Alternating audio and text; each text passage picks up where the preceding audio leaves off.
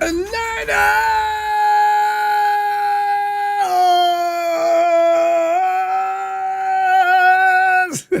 Farrell!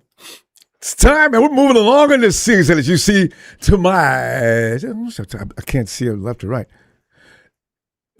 It's the right. The Italian Stallion returns, and it's that time of year when Tony comes in. It's almost the league. As far as we're concerned, Tony, the league has already started. How you doing? I'm doing great. This is my favorite time of year, and I realize the off season for me is more enjoyable than the regular season. Crazy as that sounds, but I look forward every year. We do our show in free agency. We do a draft show, and then I'm there with you for the draft. I always look forward to it. Oh, I can't wait for the draft this year, Tony. It has more implications this year than maybe the last 2 years. The last 2 years are already important, but this year, gotta get it right. The 49ers, that management has got to be on the hot seat. I mean, Jed's probably, Jed's been patient with him because he loves Kyle and John, but he's probably said, listen, guys, nothing personal, but I'm getting a lot from my constituents saying maybe a change is necessary. No, he wouldn't do it though. We'll talk about that later. But Tony, you got some people lined up, huh? Okay. No, I was gonna say with John Lynch, I don't think he'll ever get fired. He'll be promoted because he runs a great operation. It's just the decision making is the questionable thing, and they might bring someone in for that. And Unity just brought in the guy that just got fired from Minnesota. Now, I don't know why him in particular, because has he got a track record for picking out good talent? I don't know. So we'll see. Yeah.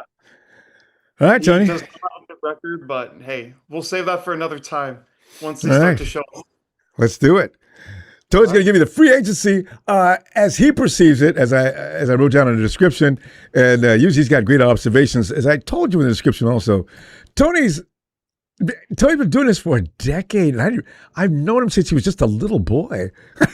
He's been coming. He was brilliant even then, though, and brave, too. He came in, and some of you evil people shot him up when he was just a kid. Now he's growing up. He's ready. Right? Tony, you're on. All right, so I'm going to add a couple disclaimers before I start. One, this isn't really exactly how I'd run the team. There's a level of realism to it that we're going to talk about in a little bit here with my spin on it. I think the smartest thing for this team is to let the bad contracts run out, trade the older stars for premium draft picks, and just start new because they have some bad contracts with older players, but I don't ever see Kyle moving off the players they have because they're leaders, and who are you going to replace them with, right? They have jobs to worry about. We can look at it in a vacuum, but they can't because their jobs are on the line every year. So what we're going to do here, I'm going to go over a couple things first, just housekeeping. How can we get more money? What are we doing with the players that we have in-house? And that's where we're going to start here with the restructures. And so we start with... Wait. I forgot to mention one thing, though. Listen, if you got any questions, please put it in there. Tony loves questions. Give any questions. You object to anything. You disagree with anything. If you got to say praises, whatever you want to do. Put a big Q so we can see it easily. And Tony will see it. He's monitoring the chat as well. All right, Tony, go ahead. All right. So a really, really big thing here. Restructures, like I said, we need to clear more money. $41 million seems like a lot, but it goes fast. It is not enough money. There's a few avenues that we're going to do to create money. The first thing is Nick Bosa. He's due for a $23 million salary this year. In the cap space, whatever salary you had for a given year, it charges about that amount to the cap charge for 2026. If you convert it to signing bonus, it spreads it out evenly throughout those years. And so Bosa has 4 years left on his deal. We're going to turn his base salary into signing bonus, so we only pay 25% of it this year. We're pushing more money down the line for each year, but it saves $17 million this year, and it's something I expect them to do if they're going to go after a premium player, either through trade or through free agency. So that would be the first thing I do, create $17.1 million through him. The second thing, Trent Williams, he is right now in the middle of a huge controversy. His agent dropped something to Schefter an hour before John Lynch hits the podium to apply pressure. Clearly, he wants to be paid. There's no more guaranteed money on his contract. And so my solution to that is to keep him, and it also saves money this year. I was in the 49ers cap calculator on overthecap.com. Any of you can use it. I use it for a lot of these things here because they put all the figures in there for you.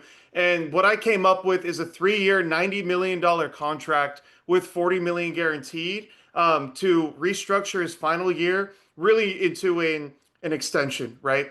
And so depending on the way you do it, I'm backloading it a lot for this exercise to save $12.7 million.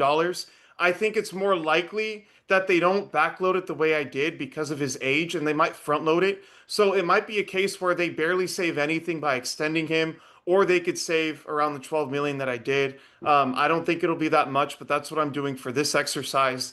And so extending him actually creates money because you're pushing some of the money down the line and doing things like that. And I like the front loading idea because then he can stop whining. I understand he's who he is, but come on, Trent. And I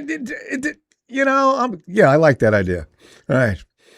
And I get it. Like, you don't have premium left tackles. I was watching some tackles for the draft, and none of them are mauling anybody. It's like kind of depressing for me. So you have a guy like this, even though he's 38, he's still very good. More importantly, there's nobody that we could get for the money that we'd be paying him that's worth it at that position, and it creates a huge hole. So he's going to be extended. They're just doing their gymnastics in the media. It'll get done. Question here, Trent Williams might or can't come to an agreement. Do you think he will do it? They're going to do it. It's just all semantics so he can get paid what he wants. It's going to happen. The big thing people don't talk about too, his option bonus for $10 million kicks in on March 20th. Free agency, the tampering period opens on the 9th, which means there's an 11-day window where teams are spending all this money that the Niners can hold him hostage. So I think they're going to come to a resolution. I wouldn't be worried about it. He'll be a Niner this year. Yeah, so, and we have to have him, obviously. I mean, we can kid ourselves all the way. Some people are yelling things out like, if he doesn't want to stay and be a 49er with what we're paying him now, then he can walk. I said, when people say things like that, what are you really thinking? Don't get pissed off. This is business. And how badly do we need one of the best left tackles in the game? Really badly. So, yeah. Exactly. And it looks like he wants to play for multiple years. So I know last year he thought about retirement, but he'll be here for at least 2 or 3 more years. I wouldn't be worried. So yeah. And then the final change I'm going to make in restructures in that category, there's one cut I'm going to make, and I'm sure everybody's going to be on board with this. Luke Farrell, the tight end, he sucks. He came in, he was supposed to be the number 2, got paid a good sum of money to be that guy, and he gets beat up by Jake Tonjes, never gets his job back, and Tonjes becomes one of the better receiving tight ends in football. Sucks at blocking, but he came in to do a job to receive the ball when Kittle was out. He did a great job. So there's no point in Luke Farrell. There's a lot of tight ends this year I really like in the draft, and we'll talk about that more in the draft show when we get there next month or the month after. But Luke Farrell saves $2.43 million. It's a no-brainer. You can get 2 minimum contracts with that money. He didn't contribute anything, so this was probably the easiest decision of the whole show for me. Tony, you mentioned that though. Is there not a dead cap? He only had a 2-year contract, right? That's the thing. The dead cap isn't crazy. The number that they showed, 3 years, 22 million, it was all fluffed up money, and a lot of that was just incentive based. And the cap doesn't charge you for not likely to be earned incentives, which there were a lot of. I think the dead cap would be like 1.4 million if I'm remembering correctly. Okay. Saves 2.4 million, and I think they have an out next year anyway, which means if you go out this year, it automatically will take the out for next year because he's not here to be on the roster. Something like that. It doesn't affect him in a bad way. It's only good. But we're using a post-June 1st designation on this so that we can split the dead cap this year and next year evenly instead of having more of it this year and none of it next year. Yeah, but makes sense. We're going to save money both years. I like it. All right. So with that, doing those 3 moves, restructuring Bosa, turning his base salary into signing bonus, extending Trent Williams, and cutting Luke Farrell, we go from $41.21 million to $72.9 million in cap space. We're creating over $30 million by doing those things. Like I mentioned with Trent, if he gets extended, I don't expect the number to be that high. But for this exercise, I backloaded to create the best roster for this year. I love it. Parag Marathi would love it. That's brilliant, Tony. I like it. All right. Perfect. Are we ready for trades then? Let's do it. All right. So I know there's going to be some of you like, oh, dude, we're not on Madden right now. They're not making that many trades. Once you look at all the trades I have here, there's four, you'll understand it. And we'll start with the first one. Brandon Ayuk is not going to be on the team next year. He just won't be on the team. They're going to cut True. him or they're going to find somebody to trade him. So if they find a trade partner, this isn't like wheeling and dealing. He's just off the team. And so what Hmm. I have here, you listen to Adam Peters talk about Brandon Ayuk at the combine. You can tell he still loves him. He's smiling, talking about it. I do think there's going to be a few teams who will be interested and not sending a lot, right? We're going to send Ayuk to Washington here for the number 185 pick in round 6 this year and a conditional day 3 pick next year, depending on his playing time and things like that, because I Heavy do think he conditions. has that value. You listen to Eric Crocker and Brad Graham specifically, I've seen on Twitter, who have sources in the building. And everything they say about the Brandon Ayuk situation is to the effect of he didn't show up for rehab when he needed to. Now, I look at that situation and I can say we have one of the worst rehabbing staffs in the league. So I Oh, get it, but you still need to show up because the team needs to know where you are. That part is completely on him. But then they remove all the guarantees from his contract because they're salty about having to pay him last year because Kyle put the final stamp on it and stopped them from making a stupid decision. He gets hurt and they just wanted a way out of it because they never liked the contract from the moment they signed it. And so to me, that's what happened. He shows up in the offseason. You can look Leonard Hankerson is like, yeah, he's like a second coach in the room, and then crickets after August. And that's probably when they told him, no matter what you do, you're not getting your guarantees back.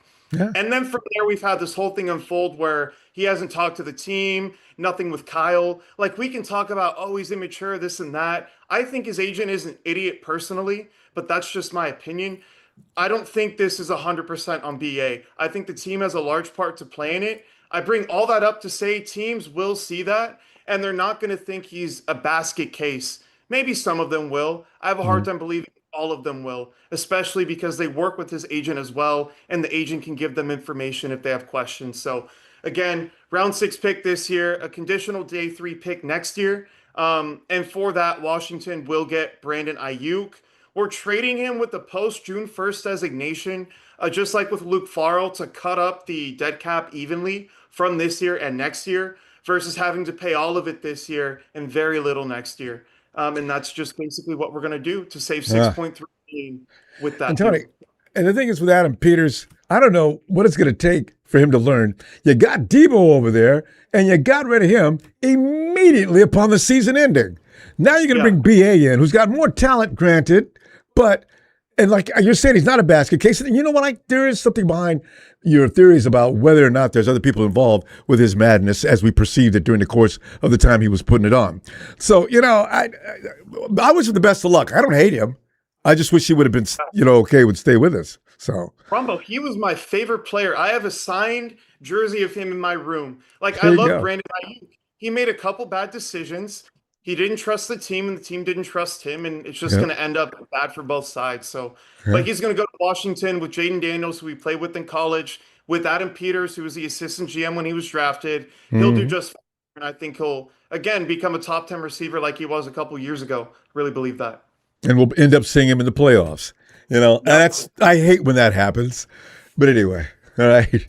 Washington, I don't like the way Adam Peters has done that roster. That's for another day. I don't think they're going to be real threats, but if we play him, we're going to have problems. Yeah. So yeah, let's move on now to Mac Jones. I believe he will get traded. I don't want to hear the smoke Oh, of, oh, if you don't have a backup quarterback on the roster, you get worse. Are we just thinking that Mac Jones is the only capable backup who can win games? I'm not in that camp. I've been on okay. Mac Jones for anybody. When he was drafted, I was higher on him. When he was sucking in New England because he had a defensive coach and a special teams coach calling his plays, I was on him. In Jacksonville when he was a backup. And then last year on this show, the same exact show I had as signing Mac Jones, and I gushed about him. If you get a second round pick or you get multiple thirds, he is gone. There are no questions about it. You need to get young, cost control players right now. You have many holes in the roster. You have zero depth at most positions.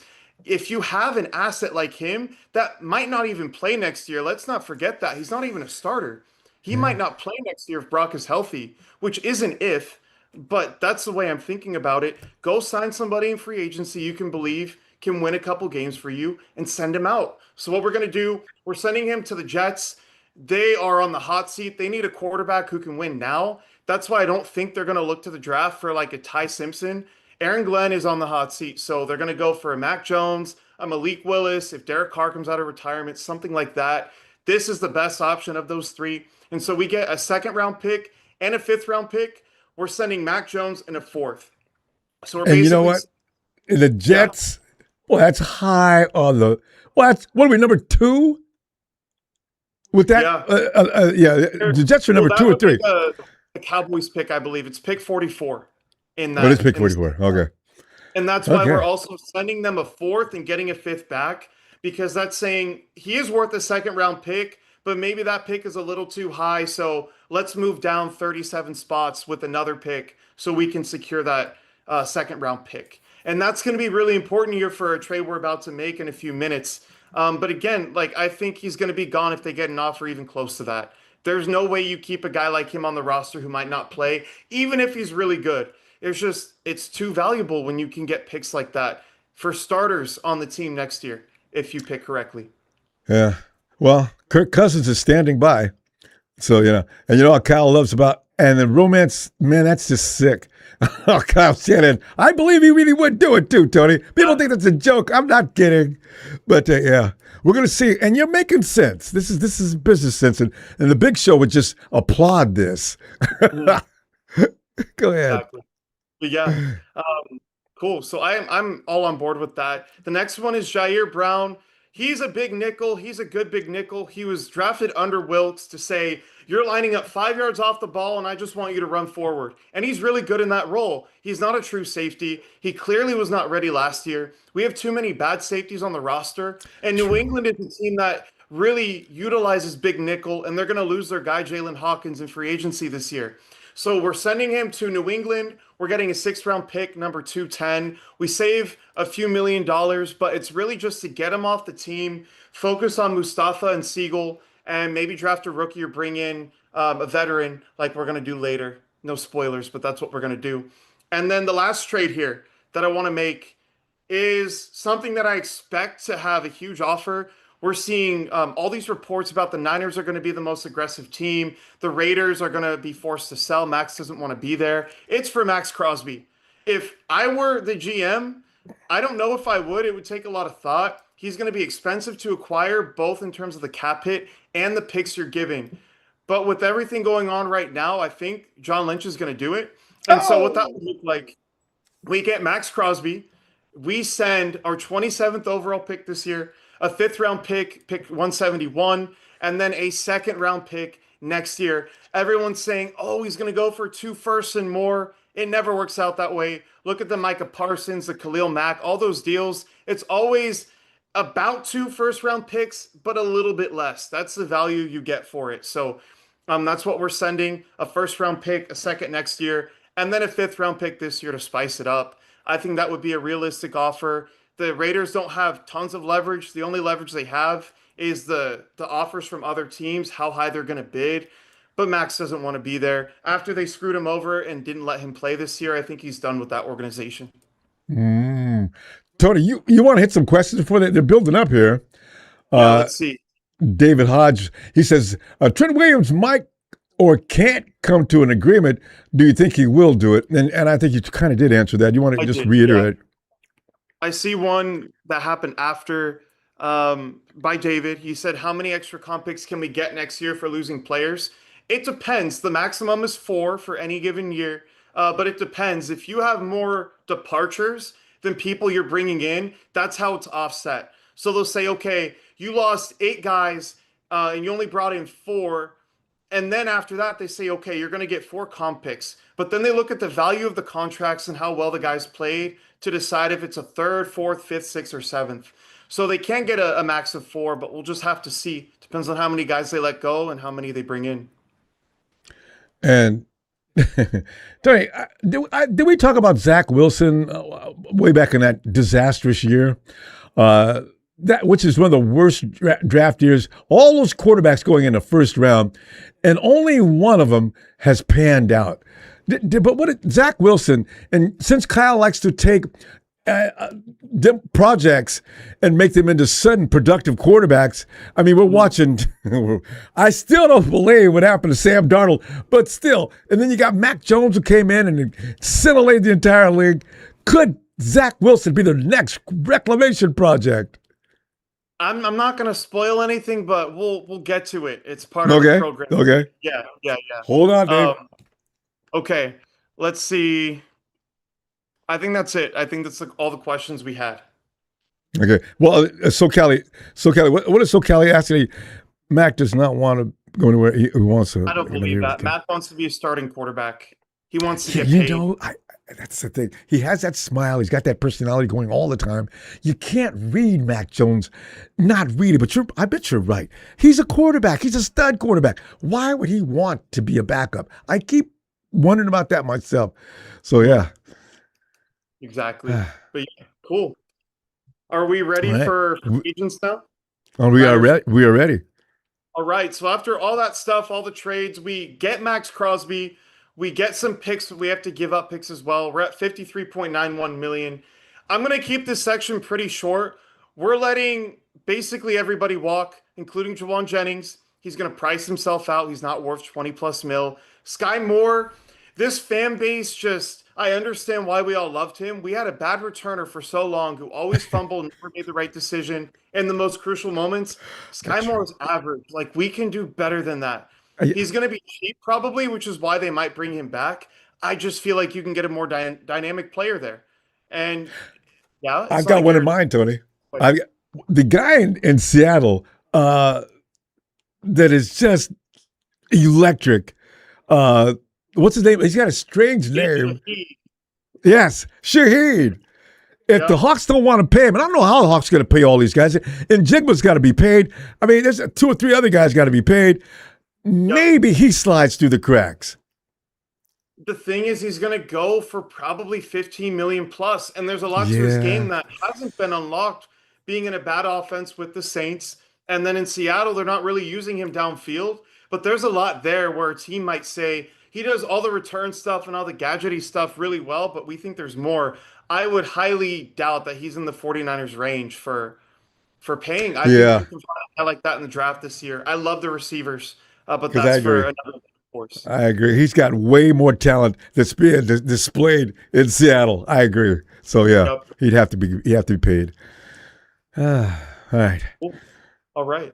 Let's go into the guys I'm going to re-sign, though. There are 6 guys out of the 30 that are going to leave. A lot of the 30, it's guys like Trent Taylor. Like, Trent Taylor's just a gnat on this team that won't go away. Patrick Taylor, like, we don't care about those guys. We're going to talk about the 6 that I'm going to re-sign here. Jake Tonges and Kalia Davis are restricted free agents, meaning any offer we make, a team, basically if another team makes an offer, we can match the offer. That's what that means. And so most teams don't go as far because the team who has grown these players is more willing to match. With Tonjes, it's 2 years, $9 million. With Kalia Davis, it's 2 years, $8 million. Kalia Davis is not a starter, but he's a great rotational player. He showed a lot this past year, and it's really hard to find rotational guys under $5 million that you can trust, and I think he's one of them. With Jake Tonjes, Kittle, they're saying he'll probably be back week 1. I don't know about that. And Tonjes played well enough to where, we'll pay him more than your typical tight end too. But he's getting $4.5 million per year for what he did this year. He was a great receiver. They just need to get somebody who can block behind him because he can't block. It's a crying shame. This is why George Kittle's Hall of Famer first ballot. You can't get a combination. Even Travis Kelce does not block. So, you get a guy like George Kittle. My God, he's so valuable. Exactly. And there's guys this year who I like, but again, I'll save that for the draft show that we do. The next guy I have that we're re-signing, Eddie Pinheiro. It looks like they're not really in on him as an elite kicker, which I agree. He missed like 5 extra points. When do we expect that to go into the field goal pool? Like, you can't just keep making all your field goals, but you're missing extra points. I don't think he's going to be perfect in years coming, but he did show enough to where I'm going to give him a 3-year, $12 million deal. He's not going to cap the market at $7 million. He's not that player, but he's solid, and that's just what they need. They just need solid right now. They have an offer, according to a guy on Twitter, for 2 years, $7 million. We'll see how true that is. For me, 3 years for 12 million is very fair. And Tony, The as next, long as you leave a little wiggle room in there, because the fact of the matter is, after well, the kid we drafted that in the third round, I hate to even mention his name sometimes, but Moody made me, the thing with every time he came out there, you lost weight. It was the stress was unbelievable. I was frightened as soon as I said, Jake Moody's trotting on the field. Oh, Jesus, here he comes. And sure enough, he misses wide right. I said, this has got to end. And Shanahan gets back up there and says things like, there were some reasons why I think it was mainly my fault. But no, it wasn't, Kyle. Stop defending him. He's messing up. He's not a kicker. God. So that's why I say, confidence on his Eddie, face Eddie was there. like sent from Jesus, Talk about him, and he's one of the most confident players we've ever seen at the position in scouting. He goes on the field, he looks like he's gonna poop himself. Like I know. it's just His face. not real. Scared. God. Okay. Yeah. He's Okay, gone. yeah. So Eddie Pinheiro, that's 3 for 12. The other guy that I'm very excited about that most people don't understand what he does, Sam Okinanu, the edge rusher. I'm giving him 2 years, 10 million. And people might say, "Oh, he's a backup player. Why are you giving him 5 million?" He filled in admirably this year, both in the run and the pass game. He's not a superstar. He's not a starter, but he's an excellent rotational player for a defensive line who needs rotational players right now. You saw what happened when Michael Williams and Nick Bosa were out. The team could not handle anything. When Sam O was on the field with CJ West, they had a good run defense. And that's saying something because you don't have one of the best edge rushers in football and an awesome edge setter in Michael Williams. So for me, it's a brainer. If he's 6 or 7 million, I consider bringing him back too. He was just that valuable, and nobody sees it because he wasn't putting up starting level numbers. Because again, he's not a starter, but you need to pay for depth. As we saw with Seattle, they have an 8-guy rotation they go through. Everybody gets snaps, and that's why they're always fresh. Outside of Byron Murphy, who's just a stud, but that's for another day. But yeah, that's my guy, Sam O. Hey, Tony, just in case, I don't know. I am. You're probably going to get to Huff in a minute. Am I right? Because I'm definitely curious about him. Bryce Huff. Yeah. I mean, we can talk about him. The thing that people, I think, is never taught with football, when you're collapsing the pocket, when let's say you have a D Ford and a Bryce Huff who are going this way, right, and they're attacking the same level of the pocket. A guy like Phillip Rivers, he's just going to step up. He's been through it 100 times before. Yeah. But when you have, let's say, Bryce Huff coming down low and Nick Bosa is kind of like a little bit higher, he doesn't get as deep in the pocket. Now you're creating levels to the pass rush to where it's more uncomfortable to step up or step to the side because it's not symmetrical. And you saw that with Bryce Huff. He needed Nick Bosa. He played well with having another guy like him on the other side. And when he was gone, he was just not a good player. Well, And so I don't think they should cut him. He's still a good edge rusher with the right circumstances around him. And so I think they'll have that next year with Nick Bosa, obviously. And it's just not worth cutting him for 4 million in cap space, 5 million, when the upside is that of a 10 to 15 million dollar player if you have the right stuff around him. So agreed. I don't Complimenting cut him. players. Yeah, that's the Exactly. best way to define him. So yeah, with Nick, he's dynamite. Without Nick, when they start playing him, and he's not a guy that's supposed to be out on the field as much as he was after Nick left. So his thing is all about explosiveness and speed, of which declines during the course of the game if he's out there taking too many snaps. So yeah, that's a great breakdown, Tony. That's exactly right. Appreciate it. But yeah, that's my guy. We're going to move forward now. Austin Pleasance, he did not play well, but the 49ers pick up basically every exclusive rights free agent that they have. He's the only one this year that I could see. So we're going to re-sign him. It's a clean 1 year, $1 million. And that's it. They just typically don't pass on that because it's a cheap player who you're developing, you're putting time into. Maybe he becomes something. And then the last guy, John Weeks. Initially, I had him retiring, but it looks like he's going to play for another year. So we're going to have him get 1 year for $1.3 million, about the same as he got last year. Same thing. I don't know how long he'll be playing. He was a marked upgrade over Tabor Pepper. A lot of lower snaps, snaps slightly off, but that makes all the difference when you have a kicker that needs precision when he's kicking the ball. And Weeks was just on the money this year. So if he's going to play, I want him back. Yeah. Because with linemen, I tell you, it's like you mentioned earlier about what you saw in the draft and some of the prospects. They don't really. There's no intriguing player in there to come in and take over for Trent Williams. Kyle's been saying this for a long time. Every year, Kyle, there was nothing in the draft that you could do to boost the offensive line. No, there was nothing in the draft that was any better than what we have in camp now. And usually I'd be infuriated. So he's like, Kyle, you know what?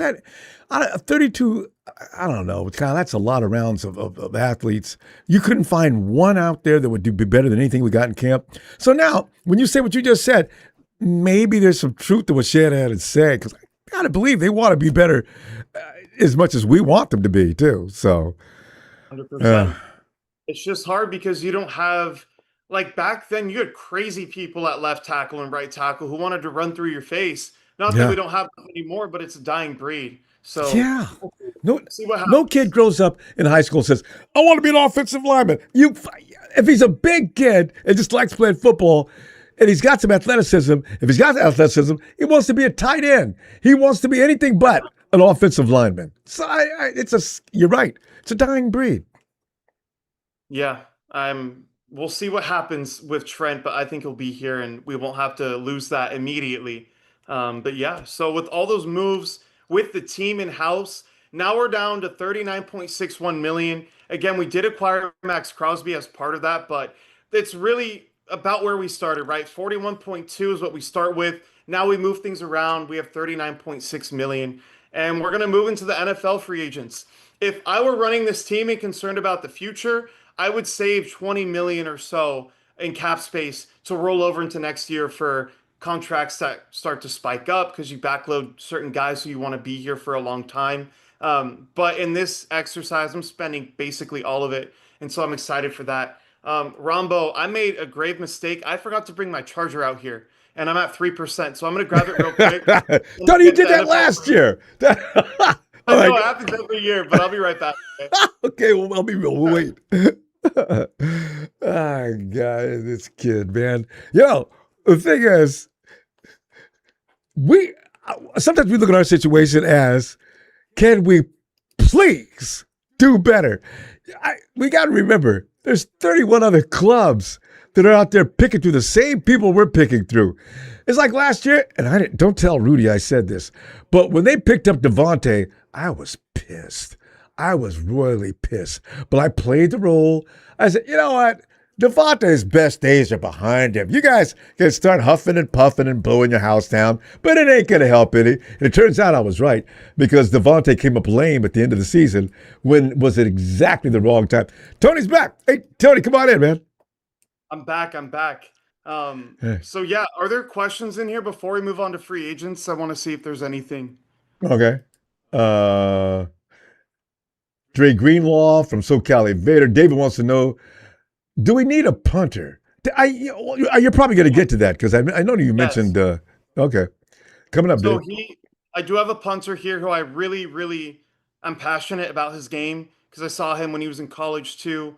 I don't really scout punters, but that year there were 3 that were just so good, so I wanted to watch them. He's awesome, but we'll get to him. I think Morstead's going to retire. To Greenlaw, I don't think we should re-sign him because, again, the injuries. And we need to find a guy next to Warner, not only so that we get younger and we're not as injury prone, we also need a guy who can step in and be the Mike if needed. And I know Greenlaw can be that, but the injury issues and the age is just something for me. I don't want our team to be so dependent on a guy like that anymore. Oh, we lost the Super Bowl mainly because of him.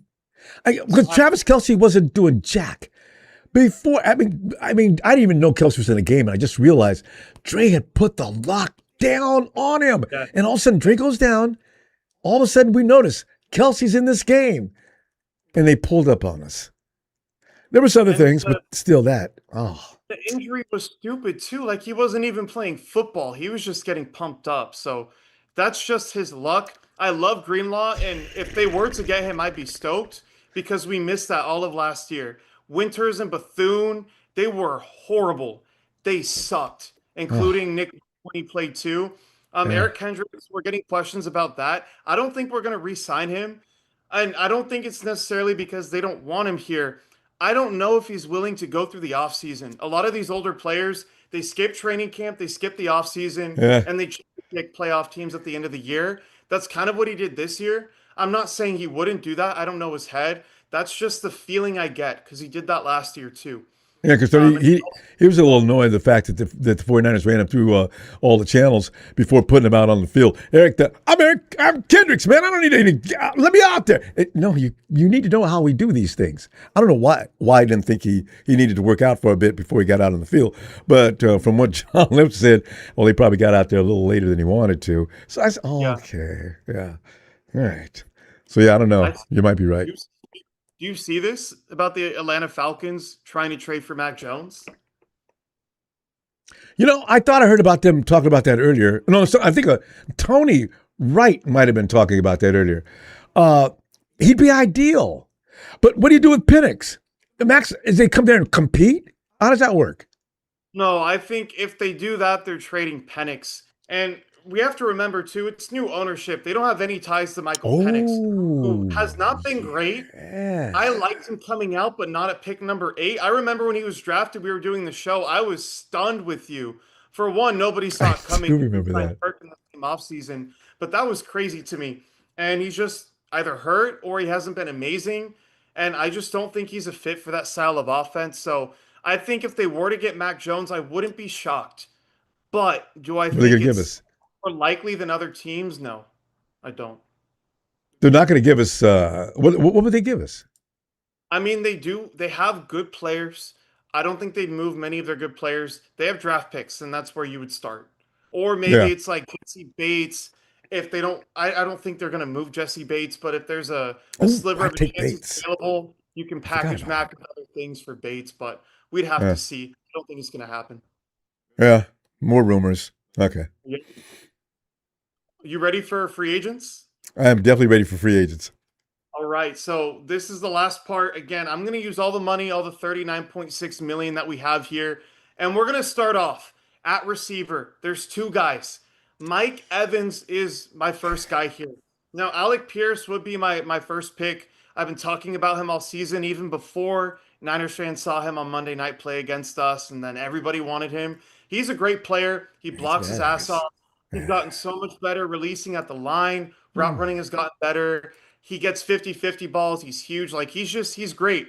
He's not exactly my style, but he's what the offense needs. He is not hitting free agency. He's going to get tagged if the Colts can't come to a deal. So I had to pivot. And Mike Evans would be the next guy where there aren't any other players I'm excited about above 10 million per year that can be on this team for a long time. So we're going to pivot to a really good player that might help developing other guys. And so Mike Evans, he has his hamstring issues every year for a little bit, but he's typically there for most of the games.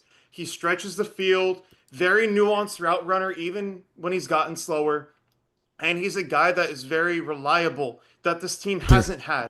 All the drops with Jawan Jennings and Demarcus Robinson drive me crazy. And that just won't happen with Mike Evans. He's one of the best for a reason. Great He's ass. out of his prime, but he's still really good. Go back to Indy for a second, though. Isn't Pittman on that team? He's on the Colts, and he's probably going to get cut as a cap casualty. Ah, Tony, what do you pay a Pittman? I think because Alec took it all his thunder. He just took all the stage. Pittman wasn't that bad. I remember a couple of years ago until all of a sudden this kid comes in and he's getting all the glory. But Pittman could play. Well, Pittman is really good. I think he's an upgraded version of Jawan. Like he's not a field stretcher. He's going to work in the short and intermediate areas of the field. He's a little faster, but he blocks really well. He does have injury history, which would concern me, and he's going to be expensive. He's a great player. But for what this team needs, I don't know if it's Michael Pittman. But we'll just have to see if he gets released. I think he is a real option, but I don't see them spending 20 million plus on a receiver Nah, unless that's it's like a true. Justin Jefferson type guy where Yeah. it's like guarantee he's going to change your offense. I don't think Pittman is moving the needle. And I don't Right. think Evans is either, but he's the best option that we have to not cripple ourselves on a bad contract where he comes in as a placeholder, maybe helps us win a Super Bowl in the mold of like an OBJ on the Rams or Stephon Diggs on the Patriots this year, even though they didn't win, you understand the point. And then next year we punt or we draft a guy this year and give him a year to Mm-hmm. develop. Mm. Well, that makes sense. I'm having problems trusting the 49ers as far as drafting. Cowing. There's a list of guys. They cut Watkins. They come in. They've got all this speed. It's always the speedsters, Tony. They can't last 5 minutes. They pull muscles in OTAs, and they're out for the rest of the. Oh, it's just unbelievable. So It sucks. Yeah. I'm just man. I mean, let's Well, look at the three guys that were really good that they drafted. Debo Samuel, Brandon Ayuk, and Jalen Hurd. He was going to be a stud. He was oh, tearing up training camp, everything, but then the injuries. What did they have that Dante Pettis and Jacob Cowing and Jordan Watkins don't have? They don't have dog. You look at Brandon Ayuk, none. he's your face, became one of the best blockers in football. Same with Jawan Jennings, even though he wasn't a great blocker this year. Debo Samuel, same thing. Yeah. They need to get back to bully ball. And they were lucky with Ayuk because he's a unicorn. You rarely get a guy who runs routes like that and make catches like he does, who also blocks and wants to and, run and, through and he you. looks like he enjoys blocking. You know, I, you never get a wide receiver because you usually have a little bit of diva blood in him. I mean, all of them do. But he still did his job. And him and Shanahan are falling out about it. Initially, I think, because he didn't come into the league looking like that. All of a sudden, this dude, one of the most important guys on the field at all times.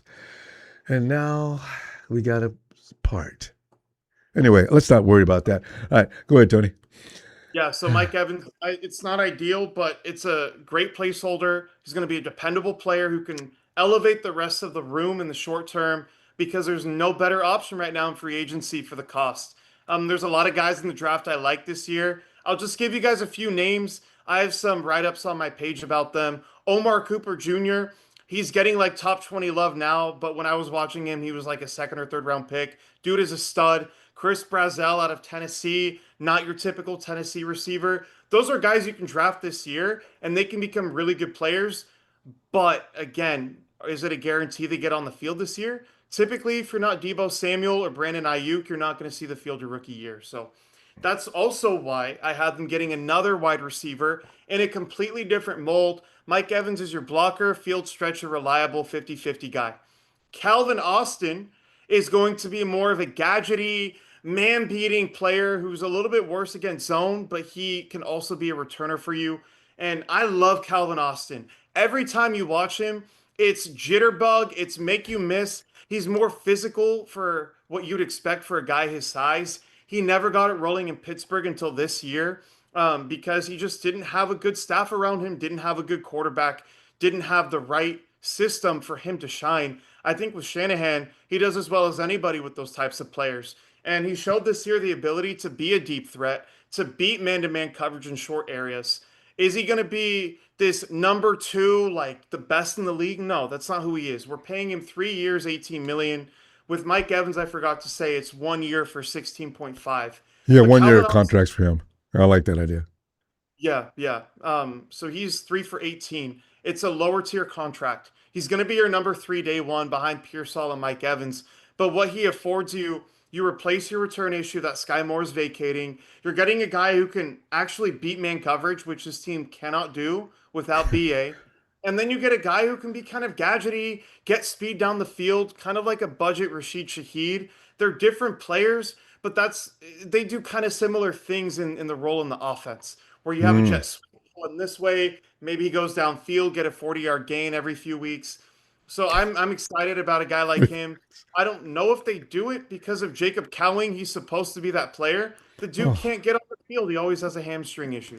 And then Watkins comes in and he follows suit, and they both got all this speed. But Tony, Romeo Dobbs' name is coming up here from Big Brick. It's over Mike Evans. How do you feel? No, is that right? So Hobbs is again, he's a younger player. You'd have to sign him to more money for a longer time frame. He was never able to become the number one in Green Bay, and that tells you a lot. If Green Bay is willing to let him walk because nobody could cement themselves as that guy, I Hmm. just don't like it. And he's a soft player too. It's a big reason why there's a lot of guys who we could trade for, but they don't fit that bully ball mentality. Calvin Austin isn't quite that guy, but he tries to be physical. And I don't necessarily feel that way about Romeo Dobbs. Not that he can't do it. It's just not on film all the time. He wears a guardian cap on his head, and that tells you all you need to know about his mentality as a football player. There was a number of So, guys. You know, it's the most unattractive thing I've ever seen in my life. Every time I see a guy walk out of the field with that invader helmet, I was thinking, it's okay. I understand why he's doing it, but my God, that's tough to watch. So like, would you ever see Debo Samuel or AJ Brown walk in with the guardian cap on their head? It tells you a lot or, about their mentality. or George But Kittle. again, you're overpaying him to be a number 2 receiver. It's Right? not worth it. It's not. Yeah. You break it down that way. I was a Dobbs fan. Okay. Let's move past him then. He's a good player, but not for what we'd have to pay and not for the role he'd have in the offense. So that's how I feel. I have strong opinions about that, but I don't want to stay on that for too long. There's a question here that I saw. Rombo, how about Addison? I don't Yeah, I saw that earlier too. He cost a fortune though, wouldn't he? No, he wouldn't because of the legal issues. I don't think he'll cost a whole lot. Maybe a 4th-round pick. But again, that's not the type of player you want in the building. I've seen a lot of like Twitter posts recently. We need guys who are crazy and on the edge of being a felon. We need that dog. Like, no, you don't. You have George Kittle, you have Fred Warner, you have Trent Williams who want to run through you every play, but they don't have those issues. And Jordan Addison isn't a particularly physical football player. He's just a delinquent. So for me, I'm out on that all the way. Culture builds success. It's the reason why Kyle Shanahan is entering year 10. You don't do that unless your culture is excellent. And you don't want to bring in a guy like that. Look at what's Mm. happening in Philly right now with all these guys. Oh, Nobody and can get on the yeah, same page. All me, me, me. and it's So always seems to be the receivers. I mean, if you really want a guy that's just a badass can really play, you go at Pittsburgh. Just call up. What you want? You want who? Are you serious? You want DK? Give me anything. I'll take a 5th or 6th-round pick. yeah. You got him. Yeah, I wouldn't even argue with you. DK Metcalf can play football, but Jesus Christ, you're beating up on fans. Oh God, Yeah. no. So yeah, it's hard to get guys that don't some level of insanity as at wide receiver. It's kind of scary actually. Ricky Pearsall, I like Ricky. All those things you mentioned about blocking and separation, all that, Ricky can do that, but he can't stay on the field. He just can't do it. And he's Oh. not physical. And even when he blocks, it's not that good. And it's the reason why Well, we couldn't run the ball this year. All the attention goes to the O line when 4 out of the 5 players for most of the year were doing a solid job. Pooney toward the yeah, end was doing a solid job, but he was injured to start the year. yeah. Left guard was a problem, and we're going to address that. But the biggest issue was the skill players. They were missing blocks, and they're part of the run. There are gaps assigned in between them and a tackle. And when they fail, that gap opens up. So the O line can get better, and it's not great. I agree with everyone saying that, but the wide receivers blocking does make a difference. And Yeah. that's why I like Mike Evans here too, because he blocks. It's in Shanahan's offense. Everybody on that line has to block. It's 10 guys. Even Right. I'm surprised Shanahan has asked Brock to block. Although, who was that used to? Every now and then we saw Jimmy. I know Kaepernick, but every quarterback we've had, though, every now and then, you'll see him go down and throw a block. It's always a moment. Oh. You know, no. So, but the rest of the guys got to get it done. Agreed. And I guess that leads us perfectly into the next guy, left guard. I really like the class this year. There's about 5 or 6 guys who could play left guard that I'd be happy signing. The one that I'm going to go after isn't technically a free agent yet. The Packers are going to release him. Elgton Jenkins. I'm giving him 3 years for $33 million. And the thing with him, he was playing center this year, and he was not great at center, and he was dealing with an injury simultaneously. He can play all 5 spots, but when he was playing left guard, he was an all-pro player. And I still believe that player's in there. And so you're giving him 3 years, $33 million. Guard and tackle are one of those positions that age well. Like if you have, I don't know, what's a good position? A running back. When he turns 30, most guys start to go out of the league. Your body just can't take it. But for Mm. more mental positions, like on the offensive line or maybe at safety, guys will last longer because it's more about angles, it's more about efficiency, and less about physical ability, even though that's still important. And so I think he can still be a great player 3 years from now in this contract. But to me, he's the most decorated guy. Doesn't have the same injury concerns that Elijah Vera Tucker, a guy who I really like from the Jets, has, who had 3 season-ending injuries in 5 years. This guy has some injury history, but not nearly as much, and he can play at a really high level at that spot. I like that. If I could get rid of Burford, if we could get rid of Burford, I don't care who we're getting. I'd be the happiest dude in 49erville. God, I'm tired of him. Oh. 100%. 100%. Anyway. All Good right. thing he's a free agent. You don't have to keep him on the team. We can look elsewhere. All right. All Who's right. next? So I told us to wait till later because I wanted to talk about Zach Wilson. We're signing him 2 years, $3.5 million. And this is a guy, again, he was my quarterback one in that draft. I learned from that. That's right.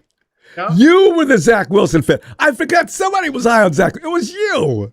Yeah. I mean, you watch him, the throws are, and I know Chris Sims said it this way, Mahomes and Rodgers-esque, but it's true. His arm talent is unreal. It is top of the line, Caleb Williams, Patrick Mahomes. That's the arm he has. The issue for me coming out of college, he didn't face pressure a whole lot. He was a good decision maker, but that changes when there's pressure on you. And when he was with the Jets, they wanted him to be a 5-year vet the way they ran that offense, and they did not insulate him and give him training wheels to start. And he didn't sit behind anybody, which I'm not the biggest fan of sitting behind a veteran quarterback, but that's better than throwing a guy in the fire and expecting him to be like a 5-year vet. That offense was a nightmare. When Aaron Rodgers came in, he got a little bit better. He had more wins than Rodgers that year, which is kind of crazy in 2024, 23, whenever that was. I think it was 24. No, it was 23 because he was with the Broncos last year. Then he goes to the Broncos, he goes to the Dolphins, and people are like, if Sean Payton and Mike McDaniel can't figure it out, Kyle Shanahan can't. And I just completely disagree with that. They don't have Brock Purdy, who's gone through all these things already and is mentally a tier above most quarterbacks in football. Kyle Shanahan is a different coach as well. And so we look at all of that. I believe Zach Wilson still has some things he needs to work on. That's why he's not a starter, but he'll be a good backup. And I think there's more that he can get from San Francisco than most other situations. I certainly don't think the difference between Zach and Mac Jones is not trading Mac Jones. Like, if Zach Wilson is there for what we're paying him, get rid of Mac Jones for that second round pick. Doesn't mean you trade Mac for nothing, but it doesn't mean you keep him either when a guy like this is available. So I'm not really arm talent. That's not what I look for in a quarterback. His is so special, and he does the other things just enough to where I still feel like he can be a starting quarterback if he goes through the right rehab. One thing we've got to stop doing is we cannot discriminate against quarterbacks that have gone through the Jets organization. And I'm realizing that now. Darnold has made me see a lot of things because I didn't think he was that bad when he was with the Panthers, and everybody was against him because of the fact that he looked like what he looked like in New York. And I said, he didn't look bad with the Panthers when he came to us because everybody said, oh, what are we doing, Sam Darnold? He sucks. I said, I don't know, guys. He didn't look bad with the Panthers last year. In fact, he looked a lot like what you look like in Kyle Shanahan's offense because they were running something similar. And so when he gets to us, he's still not bad. But a lot of people still condemned him. I said, does he really look that bad? And so now look. I mean, he wasn't spectacular with the Hawks, but he was efficient. He did what you got to do. You've got a great defense and a good run game. Just don't lose the game for us. And that's the kind of quarterback he is, and he did a good job of that. So, and not even that, he made special throws throughout the year too. It's not like a Jimmy Garoppolo situation where you're biting your teeth hoping you can hold on. Like, he was contributing too.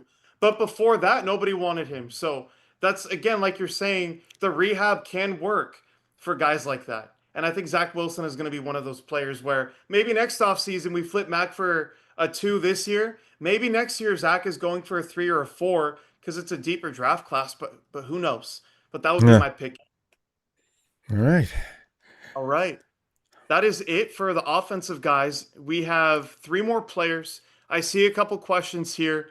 How about the receiver out of Texas A&M? I assume he's talking about Casey Concepcion.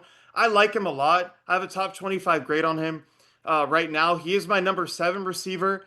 Wide receivers and tight One ends are the top only 10. groups I've gotten through everything I want to, and he really stood out. But I don't think you can bring him in day one and expect him to be a starter right away. He's not, he doesn't have the traits for that. They'll sprinkle him in, he'll get a snap count. But if that's the player you want, there's some guys in free agency you can get. Now, long term, will he be a good player? Yes. I might have a write up on him on Twitter. I don't know. But I don't know if I would draft him at 27 this year given some of the other options, even though he would be worth it. I have a top 25 grade. Yeah, because Tony, we were talking about that one because the draft is a little ways away here. But you know what? At 27, that is going to be the most pressure-packed pick of this draft for the 49ers. They got to get it right this year, Tony. We've had first-round picks that, man, some of them aren't even in the NFL anymore. So this has got to be done right this year. One It's thing I really was got to. talking about it on Twitter today, something I think that will help is having continuity at defensive coordinator. When you have five DCs in 5 years, you're drafting Yeah. different players for different schemes. Jair Brown was great with Steve Wilkes in his rookie year. With All everybody else, right. he's not been good. Ronaldo Green was drafted to be a physical press man corner, and we don't run man coverage. Like those are things that do affect the draft process for John. Not that he's been perfect; they've made too many mistakes, Yeah. but that also contributes to it. The offensive blunders, there's no excuse because you have Kyle every year, but the Mm-hmm. defense certainly does impact that. You mentioned Renardo Green. Now, rumor is that he's out of here. Do Yeah. you think there's any accuracy to that? I think there's where there's smoke, there's fire in this case. I Yeah. think there's truth. To me, it wouldn't be the worst thing because if you don't think you're going to run man coverage a lot with Raheem Morris, you're not only wasting his career and his development, you can't ask him to be a great zone corner and just say, Yeah. okay, we drafted you as a man guy. You didn't show much zone film at all in college, but that's what you're going to be. Let him go. Get a fifth round pick or something for him and just eat your loss. If you're not willing to live with the lumps of him not being a great zone corner, and if you don't want to run more man coverage, even the hybrid coverages that they're running, he's in zone coverage most of the time. And schematically, if he's that big of an issue for your team, just get rid of him. There's Yeah. guys you can sign who can fill that zone corner role better for you Yeah. that aren't going to make you pull your hair out every Sunday like it does for Kyle. I Yeah. think Yeah. he's a great player who's just in the wrong on the wrong team. That's Yeah. how I Because feel. when he was a rookie, I said, "This kid, we got something there." And then him and Kyle had that falling out right, it was embarrassing to watch. Kyle's chasing him down the. I've never seen Shanahan get that mad with any player, Yeah. not publicly. Wow, what? Tony, do you know what he did? He started a fight early in the season that cost us 15 yards, and that really hurt us that day. Is that what happened? Because I didn't see what happened. All of a sudden, the camera just pans over, and Kyle is just barking like a mad dog right in his face. It's what It's because happened? it's Bernardo. He's a younger player who they're frustrated isn't developing in the certain areas that they need for the team. But again, you drafted him for a role and you're not using him the way that you envisioned. And it's frustrating for both sides. I Yeah, think it's more of a Bernardo thing because Trent has started fights, Juwan has started fights. They don't care. They're like, yeah, I'm glad he stood up for himself, whatever they say. Not with Bernardo, but yeah, we'll see. I don't have us trading him because I like the player, but I wouldn't be shocked. I think it's very likely that they'll take calls for him. yeah. We're gonna find out because time's come. All right, Tony, you got a couple more guys you were gonna run down. Go ahead. Yeah. Last question before that. They're asking who I'd pick at 27. I like trading down. Omar Cooper Jr. would be my guy at 27. I think with all the buzz, he's going top 20. He's just too good. I would consider trading down at that point. I haven't looked at any other position outside of wide receiver and tight end, so I can't give you the full answer now, but we'll know that for the show that we do closer to the draft. With that said, Yeah, let's go Tony, to is that right? linebacker. Oh, Sorry. linebackers. Okay, yeah, go ahead. Don't go. Go ahead. Yeah, Go yeah. ahead. Linebacker is my next guy, Leo Chanel. And he is going to get a 2 year, $15 million deal coming from KC. He's a guy, and you have to follow context clues a little bit. They didn't use him a lot in coverage, probably because they didn't trust him. But when he was in coverage, it wasn't bad. It was pretty good. His real strength is in the run game. And I think that's something that they really need to heavily analyze because their linebackers sucked against the run last year. Winters is light, and when he hits the gap well, it's amazing. When he doesn't hit the gap, he's completely out of position. Chanel is bigger, he's chunkier, he's pretty fluid for his size, which is really good. And so he's going to be their first and second down. And maybe you bring in your safety on third down or fourth down on passing downs. I don't think he's a bad coverage player. That's just not his superpower. But bringing him in for 2 years, 15 million is going to be less than maybe that second rate contract. It's probably a third rate contract, but you can trust him for now in case Fred goes down. And I think he can be a Mike linebacker if Fred ever has an injury and just kick inside and wear the green dot. So I like Devin Bush a lot too from the Browns. He had a great Yeah, year this year I like and him in a too. four, but I think Chanel's the best value for my money. Now, William Roberts says Omar Cooper Jr. is good, but he is slow. Tony, I we go ahead. okay. That makes me upset just for many reasons because I see that being thrown on Twitter. Watch the games, go through every single play, not the highlights. There is a guy named Caddy's Cut Ups that you can get for $1, $2 a month to get film for all the guys coming out this year. Watch Omar Cooper Jr. He off the line, I was up in my seat. I was like, what the heck is this? He gets down the field quickly. The routes are awesome. He has the best body control out of anybody in the class. He blocks. He makes contested catches, acrobatic things. If your takeaway is that he's slow, I'm not gonna get upset with you personally. I'm upset with how the process has become. Watch the games. He's not slow. He just isn't. Anyway, Because I've been noticing Omar, but the thing is, we've been crying about speed now for months before coming into any of this process, and we just want to see the 49ers flying around the field a little faster because the older the slow thing is starting to creep in as far as the comments go. So yeah, we're not at our best when we're not moving quickly I on both get it. offense or D. He's not Tyreek Hill, but he's fast. He moves fast. His change of direction's crazy. He runs through people. He's a bully. So just do yourself a favor. Watch the full games. It's not expensive. Again, Caddy's cut ups. It's like $1 or $2 a month. It's like the first or second tier. Mm, But after that, I don't want to talk about that a whole lot because there's a few more guys I want to get to. I jump know on it. the has a time limit.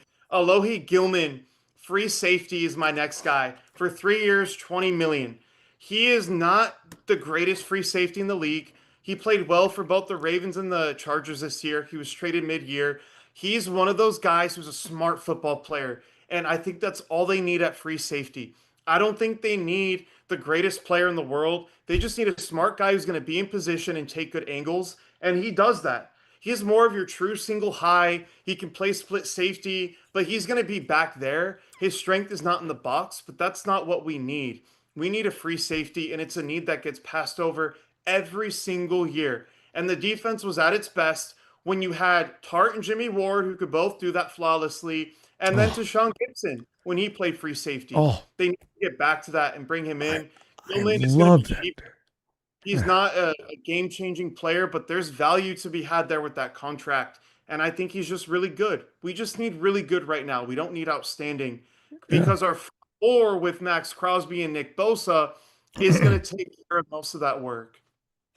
Now, Tony, come on, man, don't make me crazy, man. Because if on opening day, I see Max Crosby and Nick Bosa lining up on opposite sides, good. These are about foaming at the mouth as I'm watching this game. Watching human flesh being torn to pieces. I want to see that look we used to see in. Remember Jared Goff when we had that front line of 20, well, that year before he got drafted, or 2 years before. Goff would like watching the defensive line. Every now and then I thought he'd miss a snap. He's just watched them. He couldn't hand the ball off fast enough. DeForest Buckner and Eric Armstead were all over his ass. And here comes Nick. And he was frightened the whole game. I used to laugh my ass off. I used to love that. I want to see that again so badly. You give me Max Crosby on inside. It doesn't matter who's on the inside. Oh my God. Okay, let Think me of it calm this down. way, Rumbo. Alfred Collins last year, his flashes were awesome. He was inconsistent. It was some plays are great, some plays are not. He gets flushed out. But when he put it He's a together, rookie. like Rombo, I didn't really draft him, or in our show last year, I wanted him. I didn't want him for the pass rush. The run stuff was so good. I think he can develop that. And then Michael Williams on the inside was really good last year, rushing from the interior. Yeah. Now you have Bosa and Crosby on the outside. If they can just stay healthy, which God, isn't it with this team, but if they can, I know. one of the 3 or 4 best fronts in football. Oh, you can't run. You can't pass. The quarterback is now stymied, and now we can do whatever we want to do. You're going to have trouble running, too.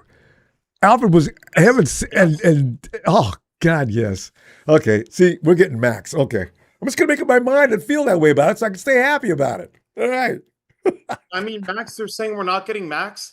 I wouldn't be shocked. They made a trade offer for Jefferson last year. Every high tier edge rusher in the offseason, like Khalil Mack, for example, when he was available, they threw the house at him, and the Bears just had a slightly better offer. So, and at the time, too, Brady wasn't running things. So, Mark Davis didn't want to Oh, trade to the Niners because of Al.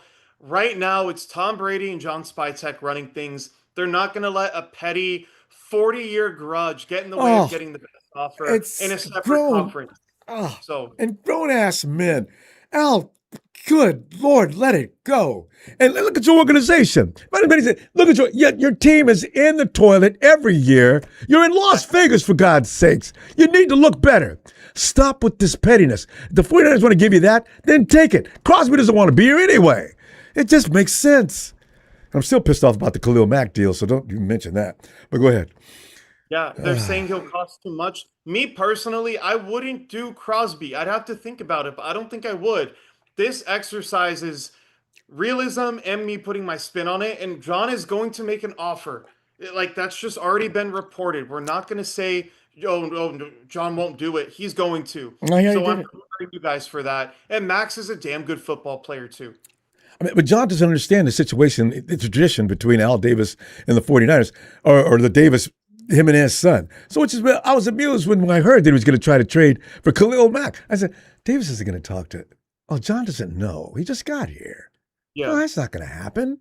And sure enough, and by the way, Tony, the deal that Chicago gave the Raiders was less. John is still he gets mad about that every time he talks about it. He says, no, we offered a better deal than the Bears, and he still traded him to the Bears. So that's just one of those things. I said, John, you don't know, do you? That's what I was thinking. God, you just don't. You're not. Davis doesn't want to talk to us. So Well, I we'll mean, it's see. different now. Yeah, Tom Brady's involved too. So yeah.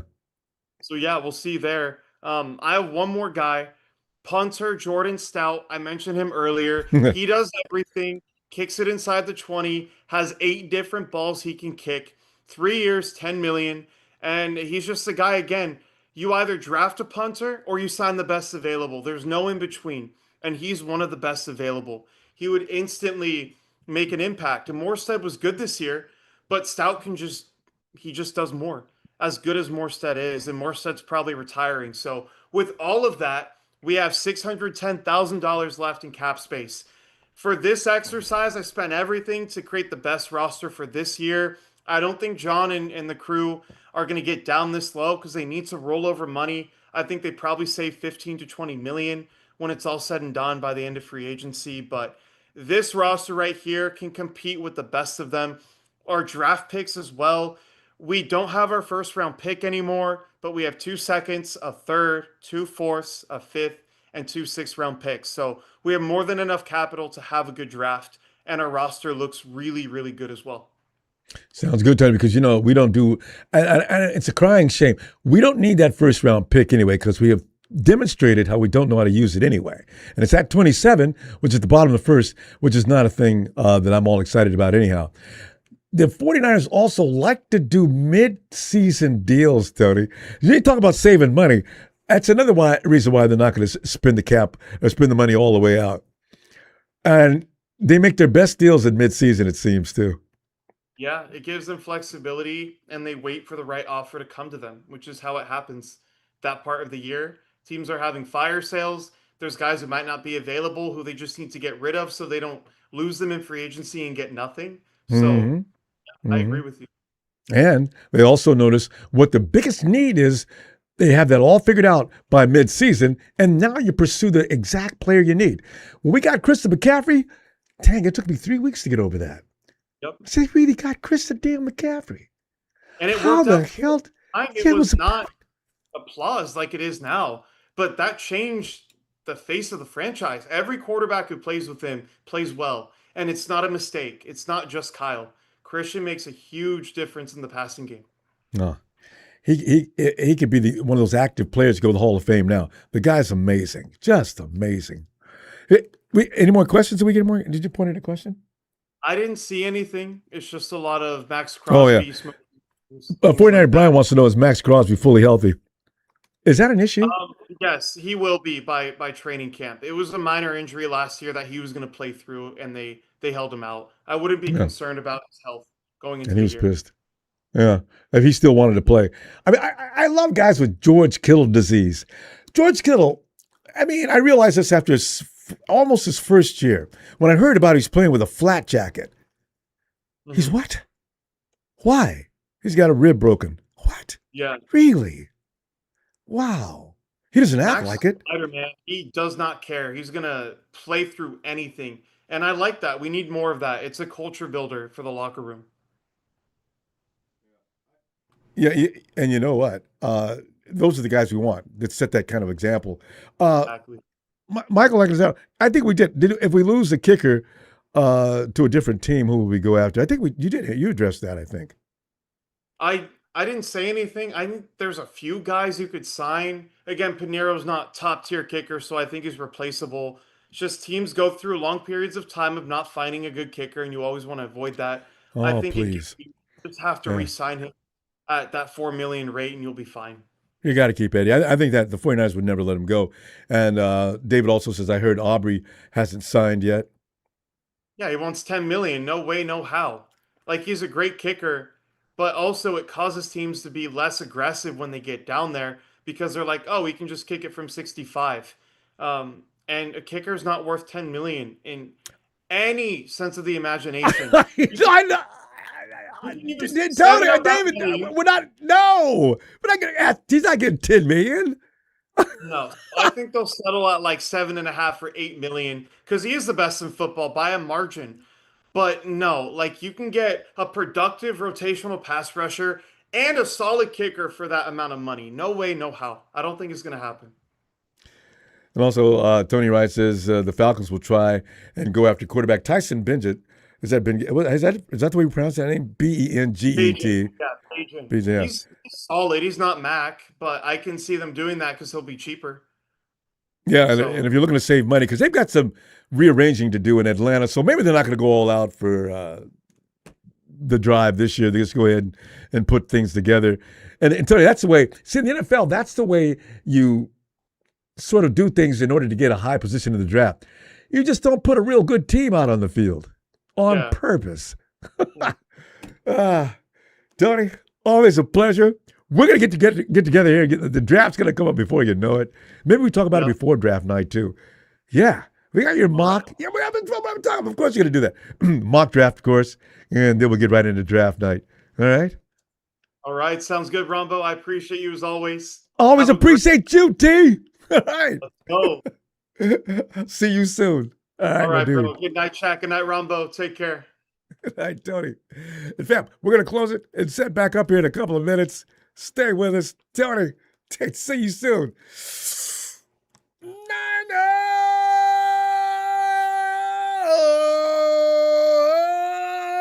Niners! Season's on, baby.